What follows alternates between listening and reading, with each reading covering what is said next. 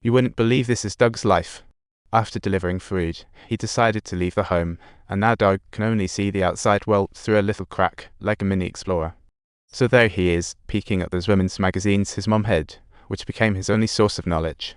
His big bro is a die-hard Christian, full of faith. He is filled with confidence in his belief that his father's unique educational methods can definitely guide his lost younger brother back onto the right path, with a banner that reads "Everything begins in the name of God" hanging on the wall. But in Doug's mind, it clearly reads Dogman, and sure enough, he grew up to be Dogman, posing for pictures with hundreds of dogs. That day, an exceptionally nervous young fellow paid a visit, and as they engaged in conversation, he presented a stray dog that had been rescued by Masha.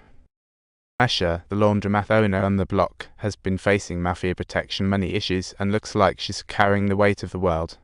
Of course, she's seeking Doug's help, but what can Doug, who can barely walk, do? Turns out, his dogs are the real weapon. With merely a gentle nod, this Czech Russell Terrier darts swiftly and like an agile mini-secret agent into the territory of the mafia boss, but unfortunately, it ends up with its crotch being fiercely bitten by a large dog. Regardless of what unreasonable demands are made by the other party, the mafia boss has to unconditionally comply. Doug doesn't even have to make an appearance, and he effortlessly handles all the problems for the laundry shop owner. Fast forward to now, after Doug was caught last night, the police arrived at his place, and the floor was a horror scene. Clearly, a fierce battle ensued last night, but what really happened? After the doctor checked the scene, he turned to continue chatting. They talked about Doug's childhood when he was locked in the dog cage, desperately plotting his escape. One day, Doug secretly helped a dog give birth, but accidentally got caught red-handed by his big brother, and it was hilariously awkward. Doug's body was under scrutiny, and he thought, "Oh no, I'm doomed. What now?" At this moment, Doug was shouting through the iron bars, and with all the excited barking, both men lost their focus. Just then, bang! Doug lost a finger to a stray bullet. From that moment on, he realized he had to run. So Doug, struggling, pulled out a magazine, thinking, where's that police car hiding? He finally spotted a police car in a neighborhood and brought the cops home like a taxi. Dad and Big Bro got nabbed on the spot, and Doug got medical help just in time, too bad that the bullet ricocheted and hit his spine. And it was lodged in a critical spot, preventing removal, crippling Doug's freedom. Still, he could barely stand. He could limp a couple of steps, but every step felt like walking on a tightrope. Talk about nerve-wracking. He could only walk to the edge of doom.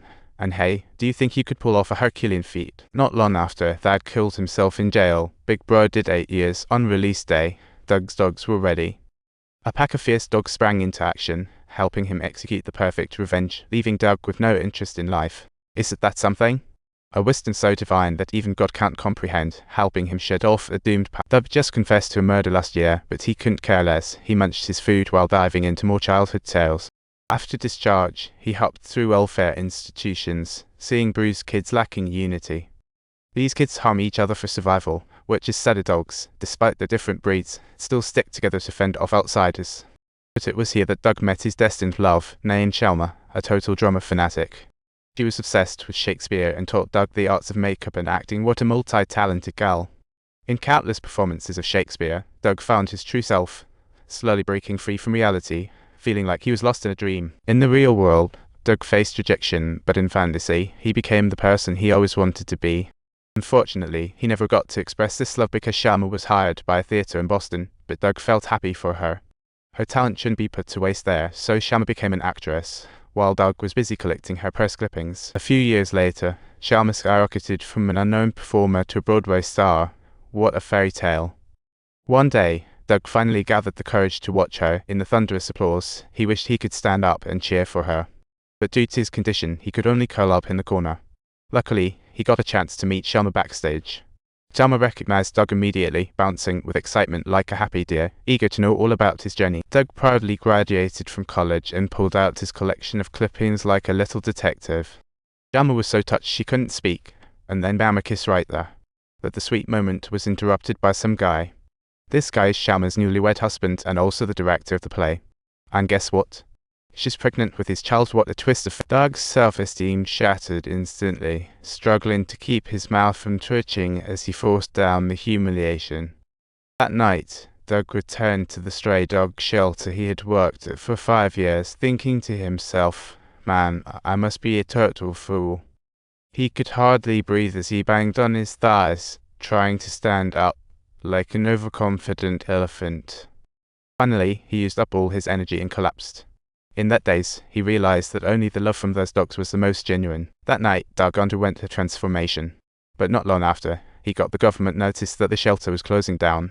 They said it was financial trouble. In reality, it was just a business move. Poor strays were about to be uprooted. Ironic, right? When that day came, all of the strays, including Doug, seemed to vanish into thin air, like a magic trick.